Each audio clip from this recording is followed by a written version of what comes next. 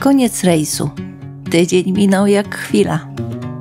A jednak to, co było tydzień temu, wydaje się jak z poprzedniego życia. Znane porty i nowe porty, dalekie trasy, niezwykłe miasta i szerokie wody. Żeglujemy. Dziś opuszczamy wspaniałą Monemvasję i płyniemy w kierunku wyspy Dokos.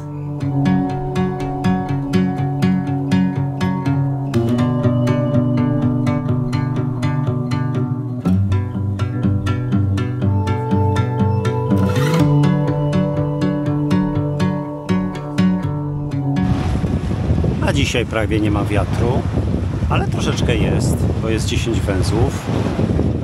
W związku z tym rozwinęliśmy żagle, chociaż no nie płyniemy za szybko niestety, ale jest półwiatr, więc dzięki temu no powiedzmy te 4 węzły osiągamy. Najwyżej przypłyniemy 2 godziny później niż moglibyśmy, no ale za to jest frajda wielka, bo mamy żagle rozstawione, mamy foka, mamy grota rozstawionego na pełnych żaglach dzisiaj, po raz pierwszy na tym wyjeździe, więc jest bardzo przyjemnie i wszyscy się bardzo cieszą. Jeśli podoba Ci się to, co robimy, możesz nam postawić kawę. Link znajdziesz w opisie. Dzięki. Płynie się miło, ale czyżby nadciągały ciemne chmury? Na wszystko trzeba być gotowym. Włączam silnik, bo za nami troszeczkę pogoda się psuje, znaczy obok nas w zasadzie, na Peloponezie. Sprawdziłem na mapach prognozę pogody, więc są tam burze, więc rzucimy wszystkie żagle w tej chwili i płyniemy na silniku.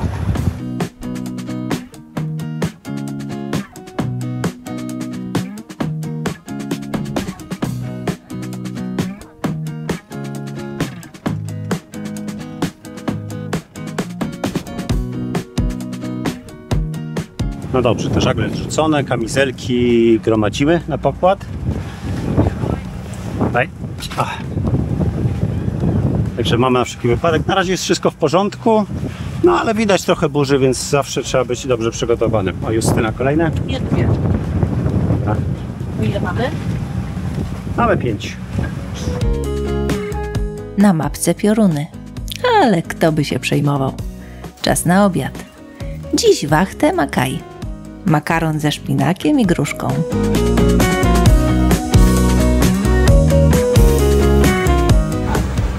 Burza burzą, a my przed burzą jeszcze zjemy sobie posiłek, tak żeby mieć siłę na tę burzę.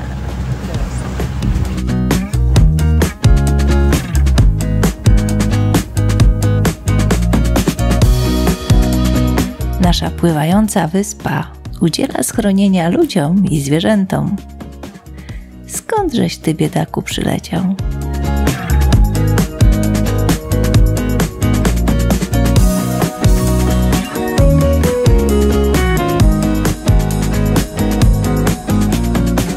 Płynęliśmy tutaj w głąb zatoczki i szukamy miejsca do zatrzymywania. W tej chwili mamy 27 metrów, no to jeszcze jest słabo, no ale podpłyniemy bliżej. Jest dużo miejsca. Sporo też jachtów kotwiczy, ale nie tak w tym miejscu akurat, gdzie my jesteśmy. Jak wiecie, nasza Rafaela przeszła w inne ręce. Pożegnaliśmy się z nią, życzyliśmy jej szczęśliwego nowego życia, a sami zostaliśmy bez jachtu. My wszyscy, którzy kochamy żeglowanie, a nie mamy własnego jachtu, musimy polegać na firmach czarterowych. I my w tym roku, żeby pływać, musimy coś wynająć. Zdecydowaliśmy się na współpracę z firmą Globe Sailor. I to był bardzo dobry wybór. Globe Sailor jest pośrednikiem. Współpracuje z wieloma armatorami, dzięki czemu, rozmawiając z jedną firmą, mamy dostęp do wielu możliwości, różnych jachtów z różnych miejsc. A cena jest taka sama jak przy wynajmie bezpośrednim. Dobrze nam się z nimi rozmawia, szybko reagują, starają się pomóc, wychodzą naprzeciw naszym potrzebom, a kontakt z nimi jest osobisty. bo rozmawia się z człowiekiem, a nie sprzedawcą. Do tego rozmowa w języku polskim to miły dodatek. Wiadomo, wszyscy znamy angielski, ale po polsku zwyczajnie jest łatwiej. Będziemy zaraz rzucać kotwicę. No manewr jest bardzo prosty tym razem, bo mamy wiatr w dziób, z dziogu, więc w zasadzie Agnieszka tylko rzuci kotwicę, a ja dam do tyłu i już. No bo rzucamy zawsze kotwicę pod wiatr.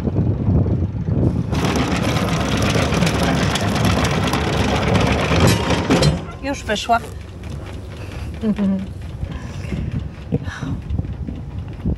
Do ilu razy sztuka dzisiaj? Do skutku. No, czy widać? No właśnie nic nie widać. Nie. Nie podoba mi się tak blisko tego brzegu. Jest blisko. Jest blisko, bo jak przyjdzie dzika burza. Teraz będziemy się cofać i sprawdzimy, czy kotwica trzyma. Jeżeli Marcin da do tyłu i jak to będzie płynął do tyłu, no to znaczy, że kotwica nie trzyma. Jak są wodorosty, to wtedy Bo to się ślizga po nich, tak? Nie. Najlepiej jak jest piasek, jakiś młot albo kamienie, ale wtedy z kolei jest niebezpiecznie, że się gdzieś zakleszczy i nie będzie chciała wyjść. No dobra, No, to tak stoimy. do 3 razy sztuka.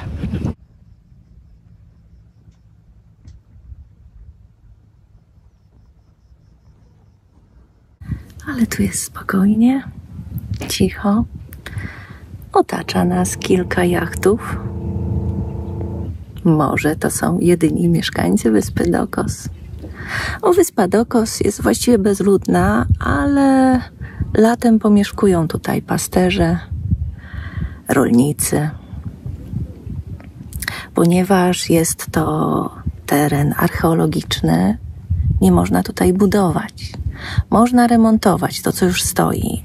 Można uprawiać oliwki, można nawet chyba sadzić nowe oliwki, ale nie można tworzyć nic nowego, budować nowych domów. Bardzo to jest pięknie. Wyspa Dokos. W roku 1975 u brzegów wyspy Dokos znaleziono wrak statku z roku 2200-2500 przed naszą erą. Było tam mnóstwo artefaktów, stara ceramika, narzędzia. Znaleziono 2 duże kamienne kotwice. Znalezienie tego statku to oczywiście było wielkie wydarzenie. Naukowcy całego świata twierdzą, że jest to najstarszy wrak znaleziony na Morzu Egejskim.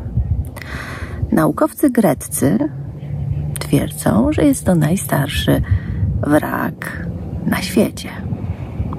Jest jeszcze wątpliwość, czy można nazwać wrakiem coś, czego nie ma, ponieważ statek był drewniany, no i już dawno się rozłożył, więc wnioskujemy, że to jest wrak na podstawie dużej ilości artefaktów znalezionych na dnie. Greccy naukowcy twierdzą, że można. Mignął nam tutaj w zatoce kilka razy wielki żółw. Na razie nie udało nam się go sfilmować, bo taka efemeryda tutaj się pojawi, zaraz się schowa i znowu czekaj i szukaj i patrz, gdzie wypłynie. Ale atrakcja jest. Żółw. Taki duży, kareta. Jeszcze nie spotkaliśmy żółwia. Obok naszego domu kiedyś w wąwozie widzieliśmy skorupę żółwia. Wyszedł z wody, aby oddać życie. No i była już tylko skorupa.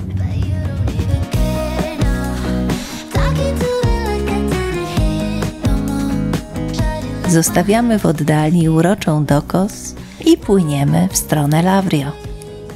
Ostatnie chwile rejsu.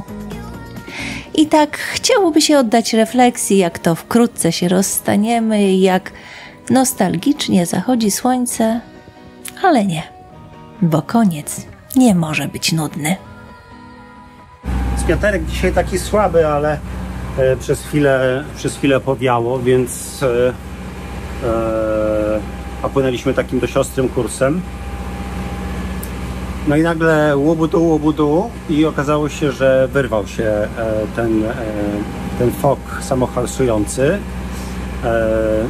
z tej szyny i no więc szybciutko ciach poleciałem i zwinąłem tego foka, no potem poszedłem to opanować, więc jest teraz przywiązany, no ale oczywiście trzeba go naprawić, no normalna sprawa, powinien zostać naprawiony, zgodziliśmy się, żeby płynąć bez naprawy, no więc tak to bywa, no wyrwał się po prostu i już.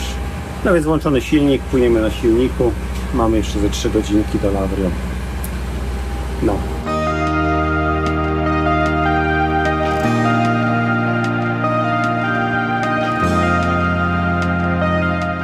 Za bardzo nie możemy sobie pokazywać, no bo poprzednia załoga, która zdała jacht, to uszkodziła jacht, uszkodziła ster, uszkodziła też kil, a historia uszkodziła właśnie ten fok samohalsujący. Historia była taka, że oni sobie stali spokojnie w zatoczce Sulu, czyli blisko Lavrio, chcieli kotwicę, jacht sąsiedni też rzucił kotwicę i te kotwice, te łańcuchy, czy kotwice się po prostu szczepiły i przyszedł wiatr i zaczął tymi łódkami targać i kapitan, czy skipper tamtej łódki wpadł w panikę i zaczął jeździć tak z powrotem, więc zaczął po prostu ten jacht ciągać i wciągnął na mielizdę, tak? Wciągnął na mielizdę, w związku z tym i ster, i kil jest taki porysowany, na szczęście tam jest piasek, może tam troszkę pewnie kamieni zawsze też jest, no ale głównie jest piasek i wszystko było sprawdzone, śruby, łączenia, tak, numerek wszystko to obejrzał, więc jest bezpiecznie. No ale efekt jest taki, no że my nie możemy teraz sobie halsować tak chcemy. Taka historia.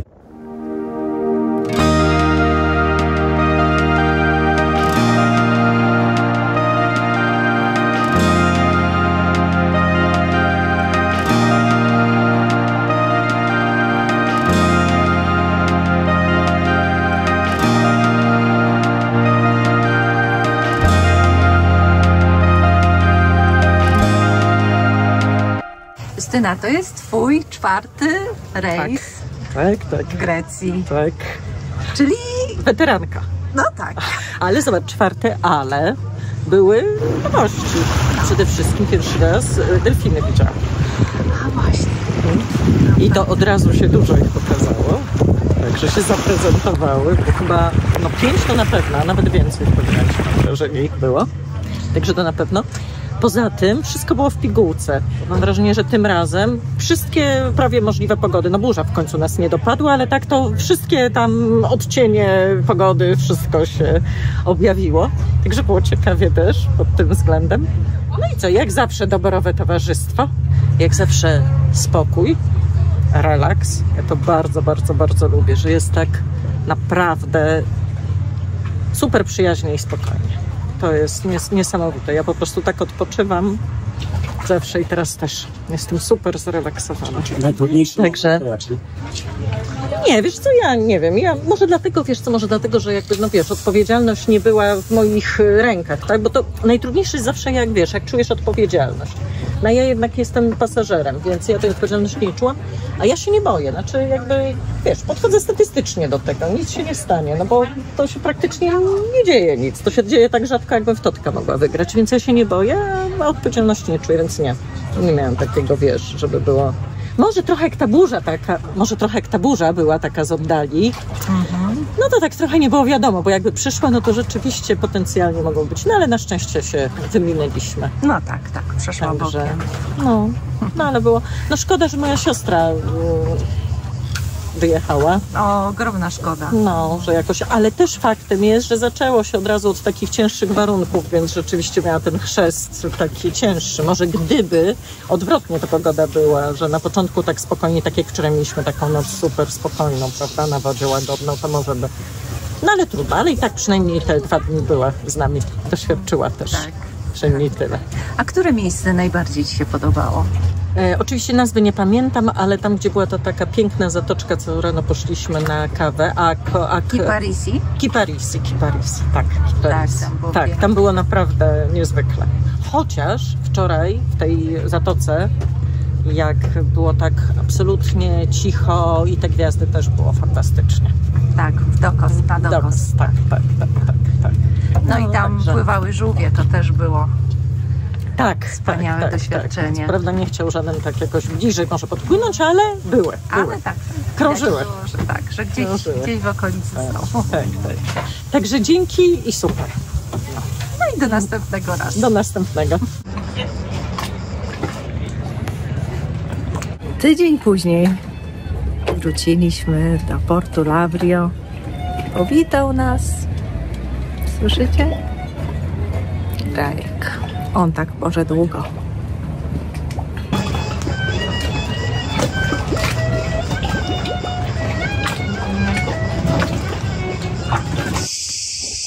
Cześć.